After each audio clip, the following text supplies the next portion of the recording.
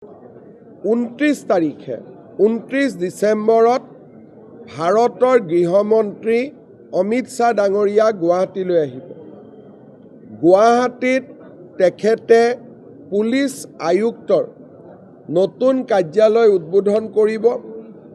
গুৱাহাটীৰ CCTV ব্যৱস্থাৰ তেওঁ উদ্বোধন কৰিব আৰু গুৱাহাটীত আমি নিৰ্মাণ কৰা জ্যোতি বিষ্ণু সাংস্কৃতিক প্ৰকল্প, যি পূৰ্ব ভাৰতৰ ভিতৰতে আটাইতকৈ ডাঙৰ, উত্তৰ পূৰ্বাঞ্চল নহয়, সমগ্ৰ পূৰ্ব ভাৰতৰ ভিতৰতে আটাইতকৈ ডাঙৰ প্ৰেক্ষাগৃহ হ'ব।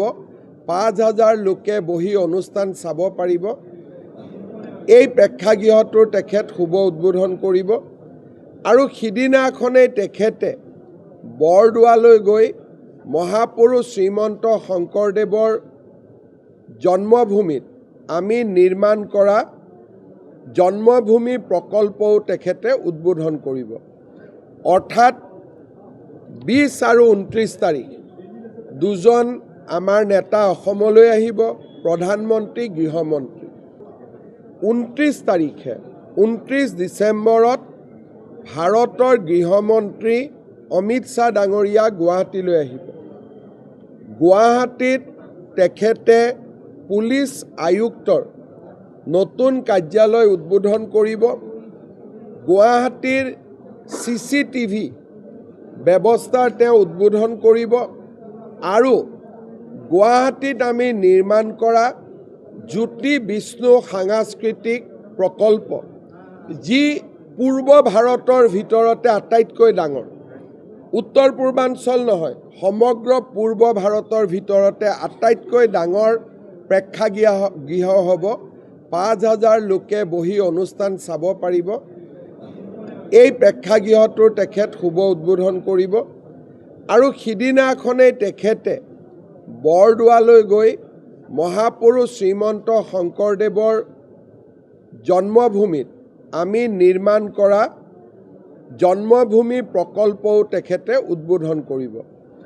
অৰ্থাৎ 20 আৰু 29 তাৰিখ দুজন আমাৰ নেতা অসমলৈ আহিব, প্ৰধানমন্ত্ৰী, গৃহমন্ত্ৰী। 29 তাৰিখে 29 ডিচেম্বৰত ভাৰতৰ গৃহমন্ত্ৰী অমিত শ্বাহ ডাঙৰীয়া গুৱাহাটীলৈ আহিব। গুৱাহাটীত তেখেতে পুলিচ আয়ুক্তৰ নতুন কাৰ্যালয় উদ্বোধন কৰিব। গুৱাহাটীৰ CCTV ব্যৱস্থাৰ তেওঁ উদ্বোধন কৰিব আৰু গুৱাহাটীত আমি নিৰ্মাণ কৰা জ্যোতি বিষ্ণু সাংস্কৃতিক প্ৰকল্প, যি পূৰ্ব ভাৰতৰ ভিতৰতে আটাইতকৈ ডাঙৰ, উত্তৰ পূৰ্বাঞ্চল নহয়, সমগ্ৰ পূৰ্ব ভাৰতৰ ভিতৰতে আটাইতকৈ ডাঙৰ প্ৰেক্ষাগৃহ হ'ব। 5,000 লোকে বহি অনুষ্ঠান চাব পাৰিব। এই প্ৰেক্ষাগৃহটোৰ তেখেত শুভ উদ্বোধন কৰিব আৰু সিদিনাখনেই তেখেতে বৰদোৱালৈ গৈ মহাপুৰুষ শ্ৰীমন্ত শংকৰদেৱৰ জন্মভূমিত আমি নিৰ্মাণ কৰা জন্মভূমি প্ৰকল্পও তেখেতে উদ্বোধন কৰিব।